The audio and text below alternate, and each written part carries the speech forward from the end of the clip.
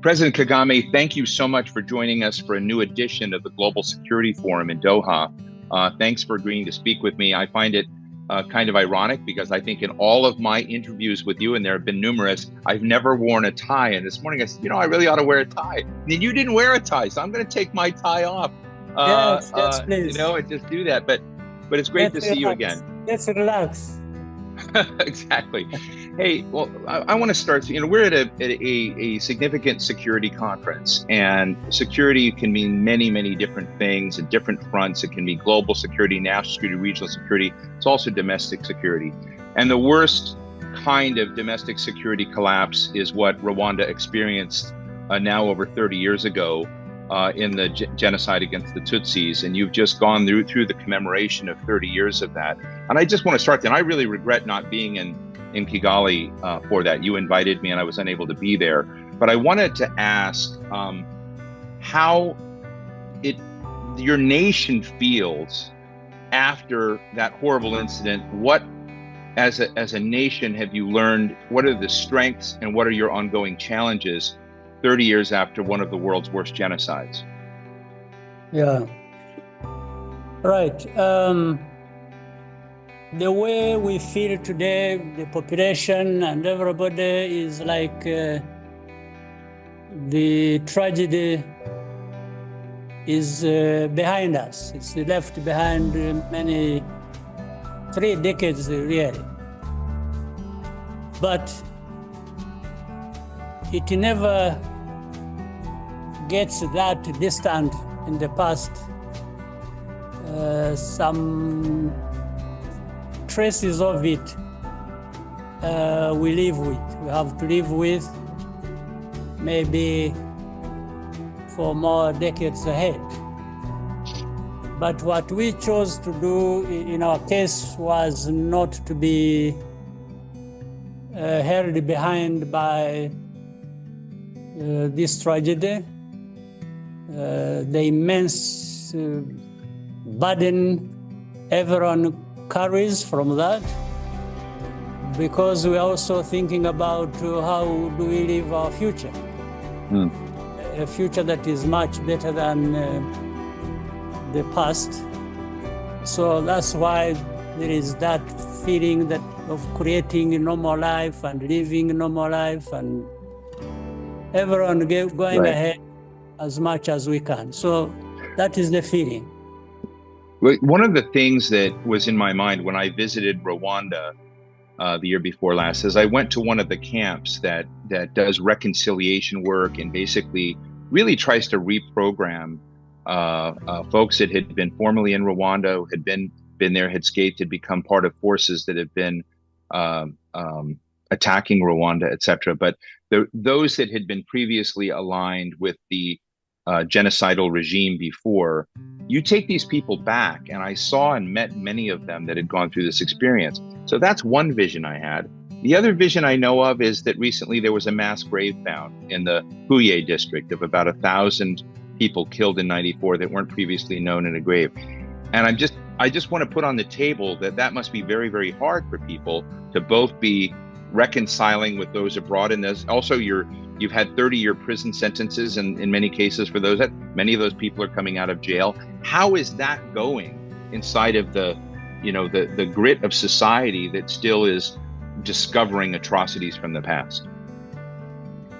The society has been healing, and I think it's in my view something we didn't even expect that it would go this fast. And we've been working together. We've tried to bring the country back together. The country has been divided so badly. People made to hate each other, and that's the life. That is the life and the politics they got used to. But now it is the reverse of that, meaning we've tried to build unity, and it is happening. You can see it's something that is also benefiting from the young generation, the young people who constitute, that is 35 and below years old, are 73% of our population. Right. So, but of course, these incidents keep reminding everyone that, yes, there is that ugly past we've gone through. We can't take anything for granted. We have to make sure that this division to the extreme that led to the genocide, as we had it in 1994, this should never happen again. We can't allow it. And, so that is what primes everyone to look at what needs to be done in terms of unity, in terms of socio-economic progress that will really erase slowly. It is a slow process, but it will erase the... But it may be slow, but I mean, in 30 years, it's remarkable. Your society, your nation almost disintegrated. And, you know, now I'm reading about Qatar Airways investing in Rwanda Air, a new airport in Kigali coming in 2027. When I was at the gorilla naming ceremony before, I met one of the co-founders of BioNTech. I mean, you're bringing in people, investment, and looking at future infrastructure in a country that almost disintegrated 30 years. So let me just transition here and ask you, you know, what is the Paul Kagame roadmap for the Rwanda development, given the fact that I've seen, you know, biotech, top people in the world in the country. I've seen, you know, the CEO of Qatar Airways talking to me about how important Rwanda could be as a hub within Africa travel. So I'd just like you to give us this kind of a around the corner look of your plan of the infrastructure you're bringing in for the country. And, you know, infrastructure sometimes is not just planes and facilities, it's also people. How are you investing in people? Yeah, the foundation in this case for us is unity, and we are building on that foundation by investing in the people. When we invest in the human capital, when we provide the goods for education and health and food security and bring in technology and therefore go into these other industries that will make our economy, our country vibrant and grow and develop, like the service industry, like hospitality, and industries like you've just mentioned, biotech, industries in mining, because Rwanda has resources and we need to change the understanding, the mentality, because Rwanda, like many other African countries, with the enormous wealth, actually more countries in Africa have more wealth than Rwanda has, but we do have. Just exporting raw materials and not processing, not adding value to anything, we have reversed that, and everyone knows the benefits of doing that. So you've moved from being in the bottom of the value chain up that ladder. Absolutely, that is the main focus. Even when you just mentioned the Qatar Airways and having invested together with the Qatar in the modern airport and other kinds of infrastructure, digital infrastructure that we are promoting. All these are to add value to any process, anything we have in our economy, and therefore rising in levels of the value chain, as you said. So, Mr. President, let me ask you a question, and I may get this wrong, and I know it's a sensitive subject, but a lot of your neighbors have been suffering through a kind of post-colonial phases. We've seen a lot of instability, particularly in former French controlled colony areas of coups and whatnot. And that's one part of the story. The other part of the story, and I have to admit, the United States and China often talk about Africa as if it's a competitive zone for their interests. My experience with you and Rwanda is you're not allowing that story to be told there, that you're looking at different. So I'm interested in what is the secret sauce of how you're not allowing Rwanda to be recolonized by technology, by biotech firms, by foreign players, and that you reject this notion, I think, that you're just a function of American and Chinese and Russian competition. Well, we have learned a lot of lessons, and the world really has, and Africa should have learned as many lessons as we have. But the question is, we need to show that we have learned lessons. We can't repeat the same mistakes of the past and expect to be better going forward as we all want. So for us, from the tragedy and from also understanding the politics, the global politics and the relationships and so on and so forth, we have made a choice. And to begin with, we work within the setting of the African continent.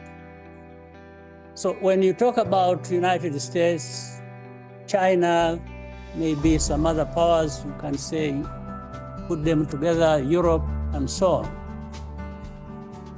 I think lessons learned from Rwanda, here in Rwanda ourselves, but also similar to many other lessons that should have been learned across the continent. And we are seeing also US, China competition turning into increasingly adversarial sort of relationship. We don't think it is correct for Africa or for Rwanda to just be consumed by these two powers and crushed in between.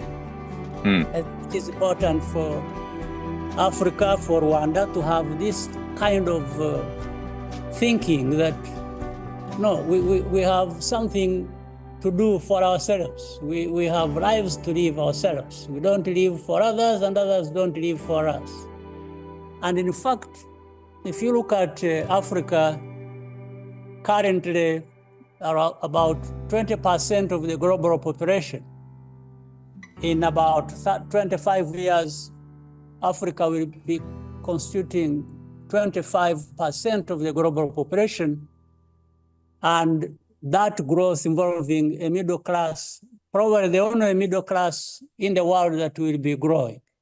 I mean, how can we waste this asset?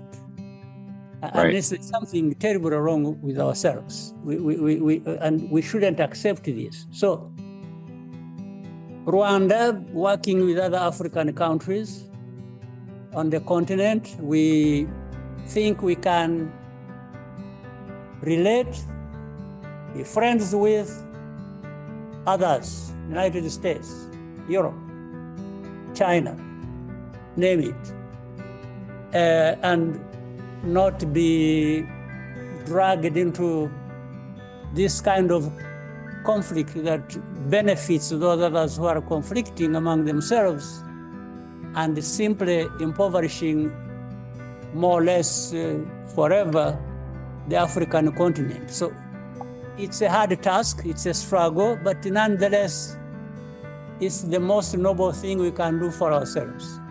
You know, we have limited time today because I'd like to spend a lot more time on this, but I would, tell you it would be a great op-ed for you to write on how you welcome Chinese investment, American investment, European investment in, but you set boundaries and you set rules. It'd be interesting to see what that template looks like, yes.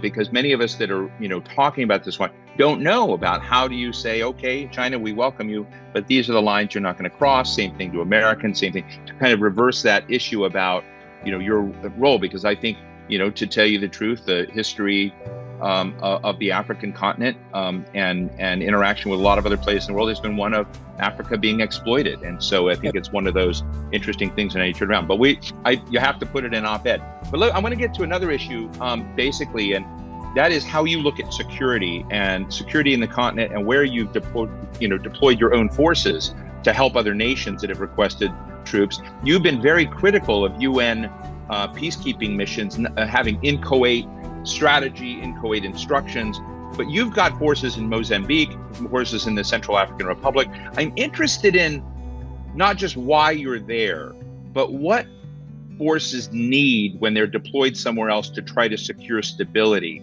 that you think you might be achieving in your own deployment of Rwandan military forces versus some of your criticism of UN-style deployments in which Rwanda forces have also participated. Yeah, it's, again, if you look at what has been happening, I mean, there is a lot of evidence. People don't even have to, but you can do the audit. Other people can do the audit. You look at every part of the world where, let's say, the UN peacekeeping effort has been carried out, and still, in some places, still happening. You can see how much has been invested, the presence of numbers of peacekeepers, the amount of money spent, the equipment and everything, and then look at what has come out of that.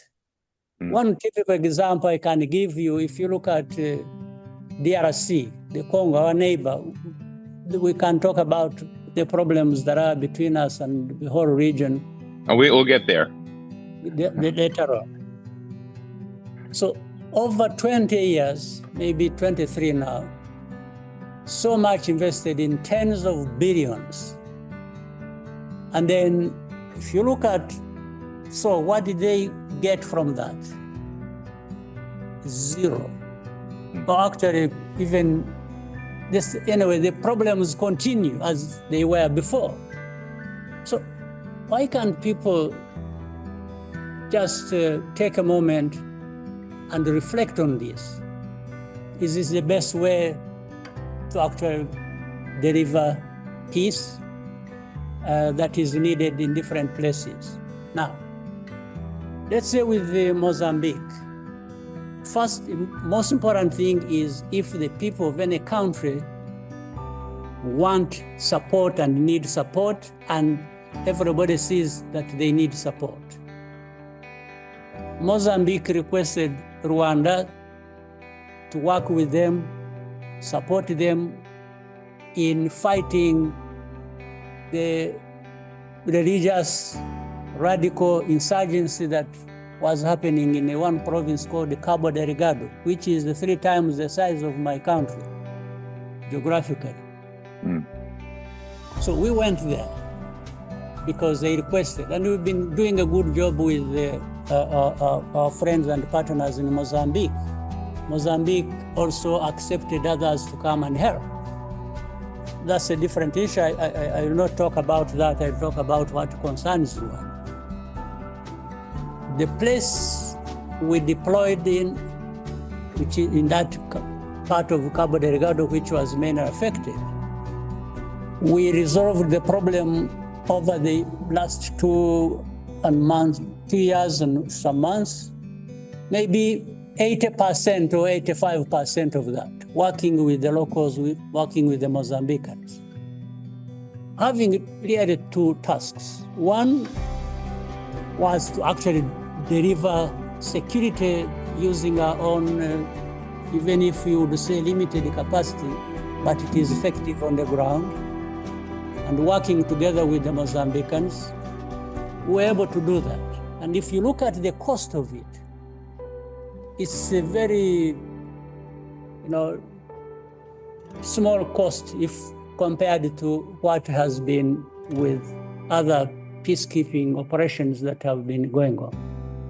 Now, but even then, you can see that, as we were saying, lessons that are not learned even with time.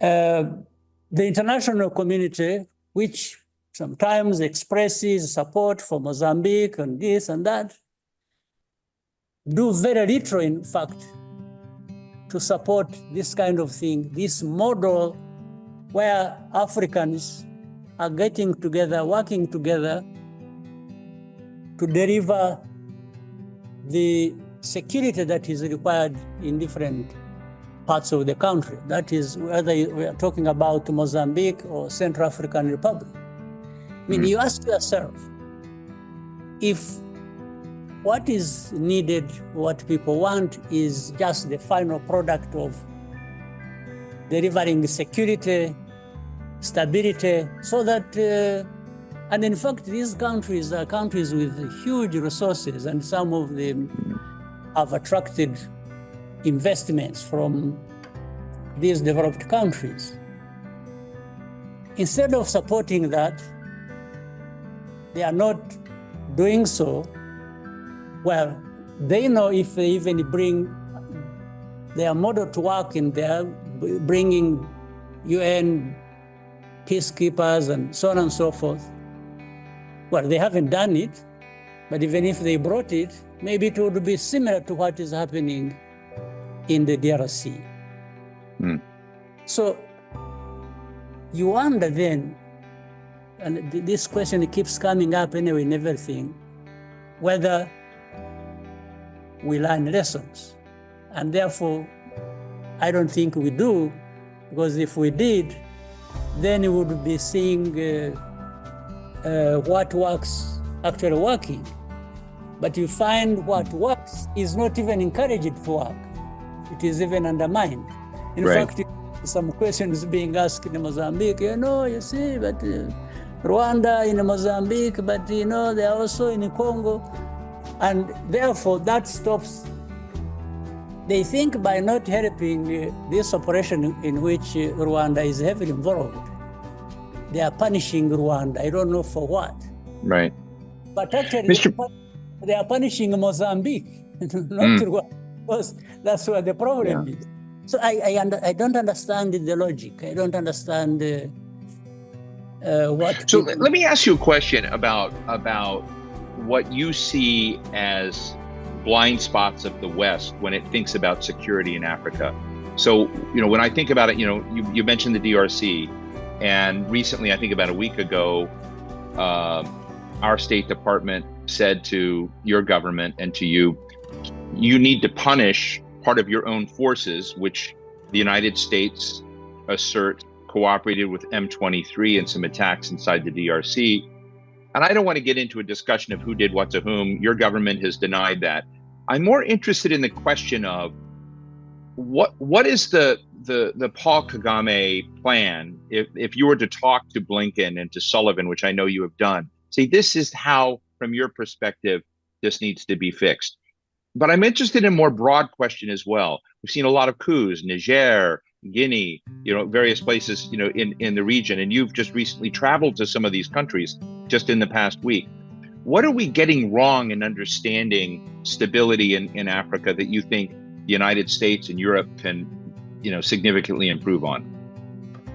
Well, to begin with, what I would do if I would be talking to these leaders in those countries, like United States and others, I would start by telling them that they can do much, much better than that. Because in the end, they are really doing nothing. Passing statements of condemnation and blaming this or that without addressing the problem, I think simply adds to the problem, not doesn't address it. So that's what I would start with telling them. And for every problem, there is a root cause. You simply look at the root cause of the problem and what the problem is, and work with the parties involved to address what needs to be addressed in your sense, and reduce on the politics, on the interest, on this, on that. I mean, some of these things, they just don't go away unless you do what is necessary to be done that underlies the problem. I mean, it doesn't need a lot of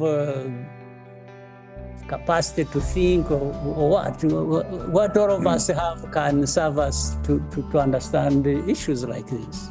So that's what I would tell them. Now, if you extend it across the continent, the main failure on our continent and these other places where there is a failure of governance and security. Both of them which are needed for any society to stabilize and function the way it should and the way the people would wish to see happen. So if you look at countries where coup d'etats have been happening, nobody wishes to see coup d'etats happen in any place. There's nothing to celebrate about that. But at the same time, you don't stop there. You just don't condemn coups without even trying to find out, basically, what is it that led to this point? What was it that was lacking for a coup to happen?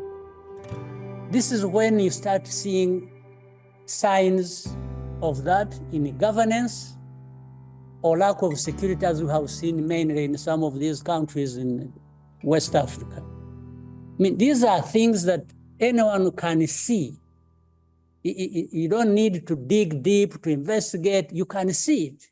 In fact, you can see it before it has happened, and you can tell that something is going to happen in this place or the other. So why can't people, first on our own continent, the Africans ourselves, in fact, which, again, we have talked about that, the way within Africa, Africans can work together to address a problem like we did in Mozambique or in Central African Republic.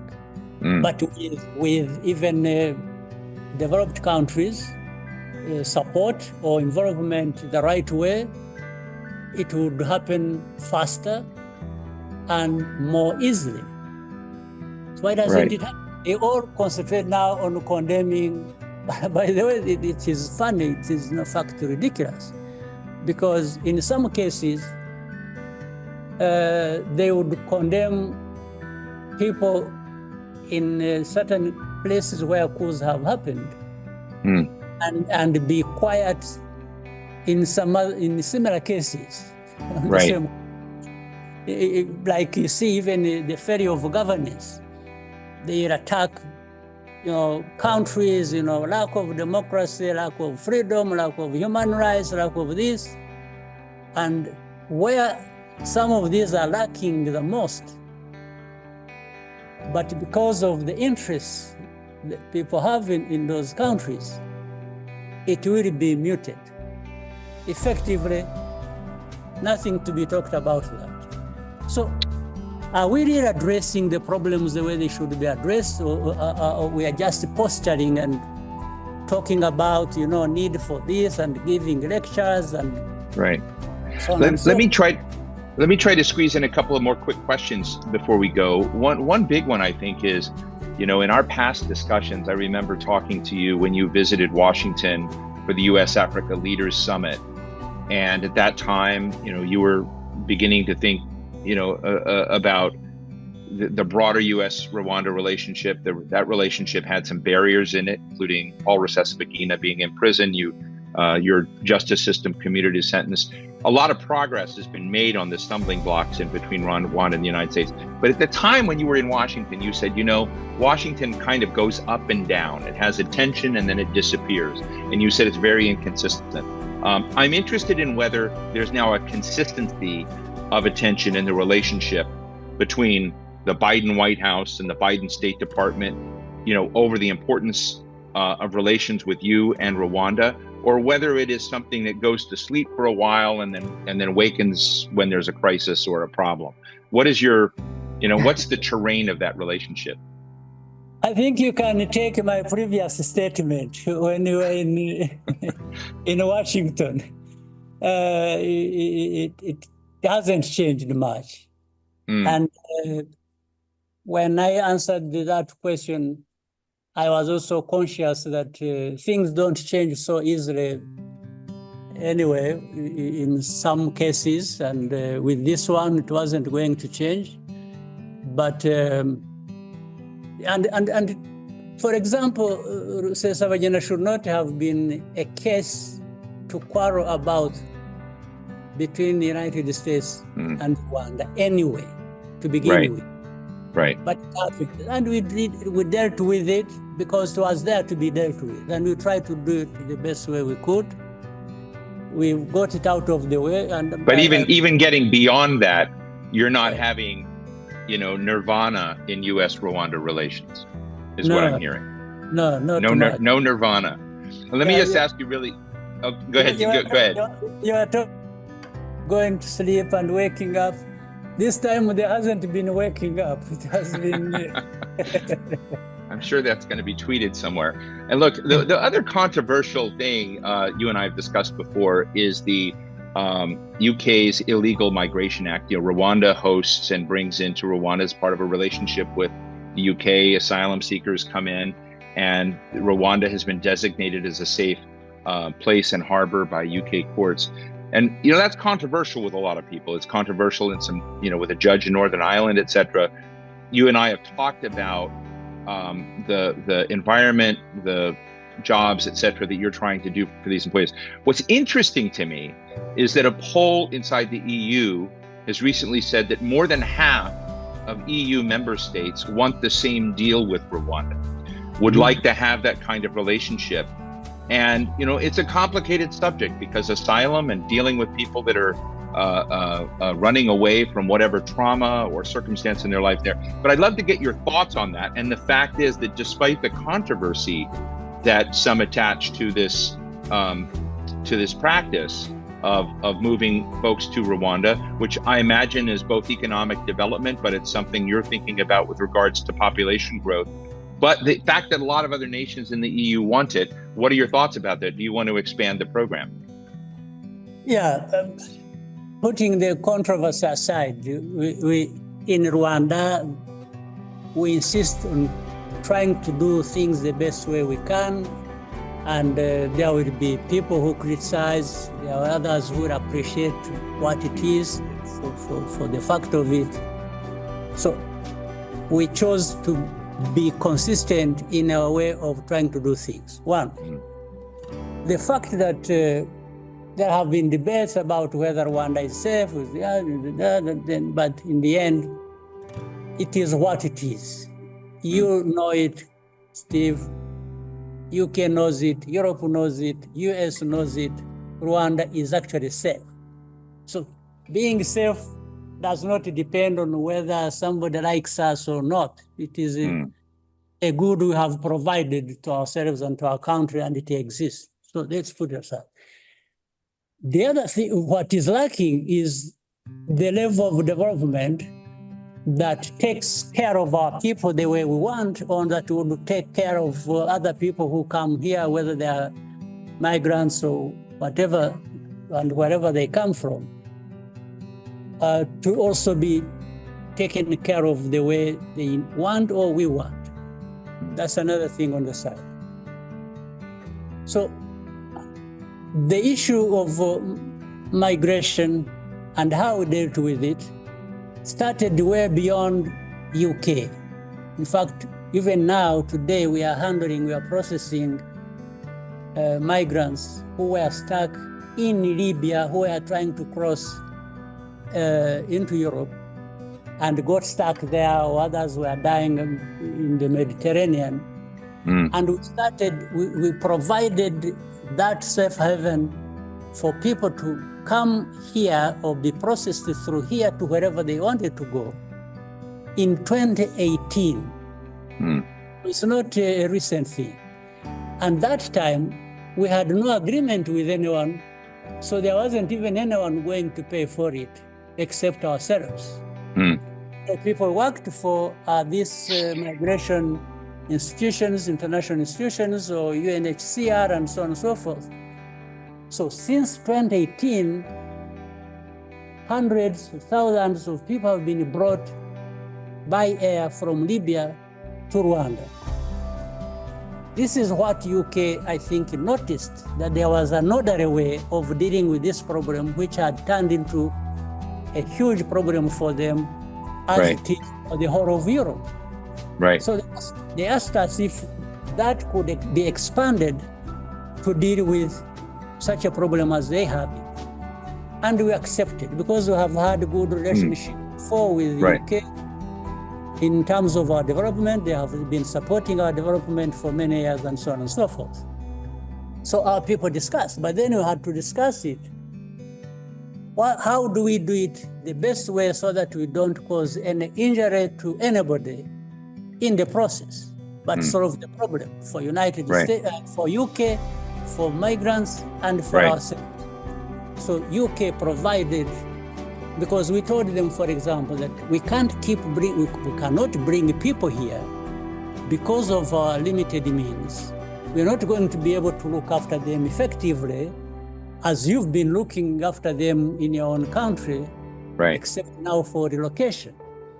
So that's how this development component on this part of the agreement came about. But anyway, support for our development was going on even before. Doing this. So now we are looking at, so the debates that are going on in the UK or in Europe or wherever about whether Rwanda is safe, for us, it is immaterial. We understand who we are, we know what we have here, we know we can provide the security to anyone, governance, and so what we lack is different. It is the means to apply to it for development of these people. So when people are there debating, is Rwanda safe, is it that?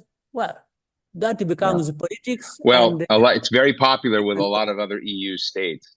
Look, I'm getting the signal that we need to bring this to conclusion. I can talk, as you know, for hours with you on these issues, and really grateful for your time. I want to talk about sports and what you've done with sports as economic development and your sports diplomacy in Guinea and Senegal. There are a lot of things that we've got to leave for the next discussion we have, but I really want to thank you for joining the Global Security Forum. I'm excited to see the airport in 2027, and I want to go to a future gorilla naming ceremony, and I'll leave to the audience to figure all that out. But Paul Kagame, thank you so much. Great to be with you again. Thank you, Steve. Thank you very much. Hope to see you next time.